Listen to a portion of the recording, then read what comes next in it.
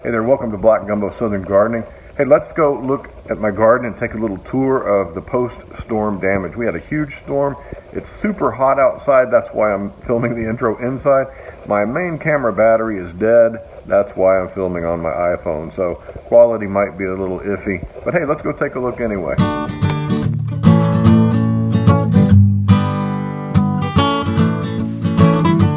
Yesterday we had a huge storm blow through. It was quick, but it was enough to throw the power out.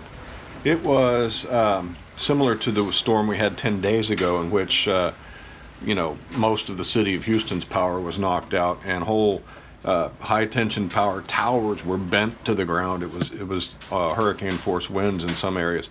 Fortunately, we didn't have that much wind during that storm, but this time we had probably about 50 to 60 mile an hour gusts, and it's just what the weathermen are calling a straight shear, or it's not tornadic activity. It's not like a tropical storm. It's just these downbursts of wind from these thunderstorms. We had a lot of hail, and the garden was looking pretty bad, blowing here in the wind, and we had a lot of hail come through that we usually don't get hail, but fortunately it wasn't big enough to cause a bunch of damage. So yeah, this was a pretty crazy storm. We lost power for about 4 hours, but we're just thankful that we still have a garden and we still have fruit out there. And yeah, so let's go take a look at what happened outside and see if there's anything left. Woo, there goes the power off again. Let's go see what the storm did. Come on, let's go out. All right. Ooh, it's hot. Well, I'll give you a little tour of what's going on. I haven't done a garden tour this year, mainly because I've only got 2 of my 3 beds planted. The other one's lying fallow. Here's my carrots, though. The carrots got pounded down. And let me show you this. This is what a carrot blossom looks like, or a head of carrot blossoms. These carrots started to bolt, and that's what it looks like. If you've never seen a carrot flower, they're tiny little things in there. So yeah, those are my fall carrots. Look at this grass, really needs to be cut. Let's take a look at my single seed challenge. It really needed fertilizer. You can see it's a stressed plant. There's not enough fertilizer in that small sample of soil, and I failed to fertilize it, but this is what you get. When you get a stressed plant, it attracts pests. The pests recognize that this is a stressed plant, and well, I've got some fruit, so that's at least good. And we see it's splitting because of all the rain, and the ants find that real attractive.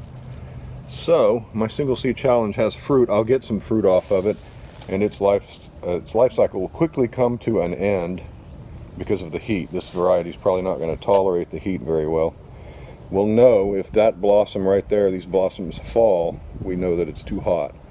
This citrus tree was pushed over. You can see the mess there, but overall, the citrus and the pawpaw trees, they did fine.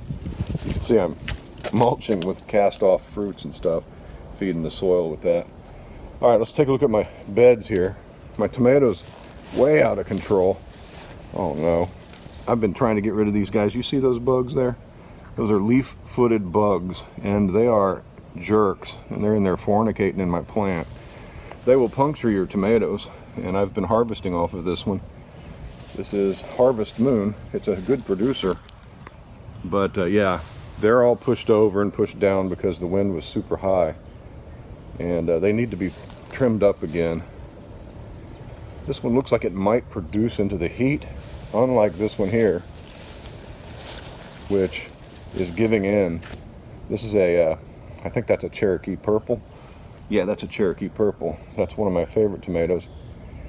It's looking like it's going to give in to the heat. It's already in the mid 90s, and humidity's terrible. These are my crazy Edox tomatoes. Look how beautiful these trusses of wonderful fruit is. These are great. I love these things. Favorite tomato of all time. They are wild. I need to trim them back, and they'll keep producing through the summer. There's one of those jerks again. He flew off. Good. Get out of here, you guys. Get out of here. Now you can vacuum these guys up, or drop them into a jar of soapy water, and they'll drown. That's about all you can do for these fellas once they're at this stage. They're pretty impervious to insecticides. All right, we got a plant pushed over here. We have a stem broken. It's already starting to heal up, but that was broken by the wind. This is not good here. There's a weed I need to get, bindweed. This is Jolene, and I've been harvesting off of Jolene. There's a good site right there, the ladybug. These plants are not taking the heat very well either. It's already basically, I'm going to get one harvest off of them. We got the basil doing, probably need some fertilizer over here. But again, basil does well until it gets super hot. So that's the state of my tomatoes. Kind of looking sad and ugly, but I'm getting fruit, and that's about all I can expect here in Zone 9B on the Texas coast. Is we get a good harvest right before the plants can't take the heat anymore. And so that's what's going on here. I got a tomato down there that the bugs have got. Let's look at peppers. My pepper plants got pushed over because that little stem's not enough to support a plant with that much fruit on it. But that usually happens. I'll come out and put a stake up and tie it to a stake. But they're doing all right. They just got pushed over. Look at all those peppers on that plant over there. Good harvest. I got some cayennes down here. This is red flame cayenne, one of my favorites. And we'll harvest those and make cayenne powder. I'm almost out. So the peppers are doing well. They got pushed over. We'll just have to stake them up. I've had a good year with the muscadine grapes this year. They hardly ever get troubled by the weather. And you can see we're going to have a bumper crop. Lots of fruit this year coming in. Tons of fruit coming in. That's encouraging. Uh-oh. We got skeletonizer. Oh dear, I was wondering. We got skeletonizer worms here. I'm going to have to spray BT on these guys. That'll take care of them pretty quick, but I don't know. Can you see those caterpillars? I always be wary of these things because they will decimate this vine in a couple of days. So I'm going to have to get out here today, at the latest tomorrow, and spray. And you can see they have these webs that they build, and they're not good. They basically eat the flesh from between the veins in the plant, and that's why it's called skeletonizer. And I've had these every year for the past 3 years now. Glad I came out and looked. I was wondering when they'd show up, but it seems like they're just in that one spot, but they'll spread. Yeah, that's not good. That's gardening. My oregano got flattened by the wind, but the rosemary did just fine. My fig tree did fine. Here's something I'm sad about. I have this pomegranate tree, which had several fruits on it, but only one of them is left. The wind only left me this one. So maybe we'll get one. There's some healthy basil over here. Yeah, that's sad. Let's go look at the other fruit trees. This apricot tree didn't break. Nothing broke on it. It was flopping around in the wind. That's a very limber tree, and I'm happy about that. All of my fruit trees seem to have done well. I lost an apple or two off of my Anna here, but surprisingly, those apples hung on. And same thing over here. The apples hung on. Got some bug damage coming in right here. And you can see where there's damage, it attracts these little black ants. But yeah, the apple trees held up. So did the peach tree and the plum tree. So we should get some fruit. I should bag these with some those silk bags. I've got several of them, so I'll get out here and bag these too. This mess is a goji berry that's ran out of control. I'm gonna have to get in here and remove this stuff. It doesn't produce berries. I don't know why. It produces blossoms but no berries, which tells me it's probably it needs a second pollinator. But it's a big mess. My blackberries died in last winter's ice storm, so I'm gonna refurbish that bed one of these days. Here's my sweet potatoes. They come up every year for me now. And you can see some things enjoying eating them, but that doesn't matter. These things are so vigorous that they will grow and grow. So there's the garden this year. Not a whole lot to it. I didn't do a whole lot this year.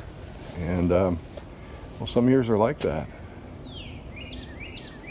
And I've still got some dead plants over here from the freeze this winter that I haven't dealt with. Mainly because of life, you know, life gets in the way sometimes. That's why I like these perennials over here. They're basically, at this point, one work day in the summer and one work day in the winter for pruning and for refreshing the mulch, because the yard overtakes the base of the tree real quick. Once these trees are established in the yard for a few years, the mulch ring is not as important. But when you put them in, it's very important to let those shallow roots not have to compete with the grass. Yeah, it's hot, super hot. I'm going inside. Well, there we have it. The garden is turning into the summer garden, and some things aren't looking so healthy, but we're getting fruit. We're finally getting a harvest. The storm passed, knocked a few things over, caused a little bit of damage here and there, but basically I'm real thankful that we didn't lose more. So that's the thing with gardening, is sometimes you're just going to lose your garden to a crazy storm. I had a tropical storm wipe out my garden one year, and that's just the way it goes. You plant some more stuff. Hey, if you'd like to support our channel, I now have an Amazon shop, and you can buy the products I recommend, and that supports our channel. And yeah, if you like our content, please subscribe, and we'll talk to you next time. Happy gardening to you. See you later.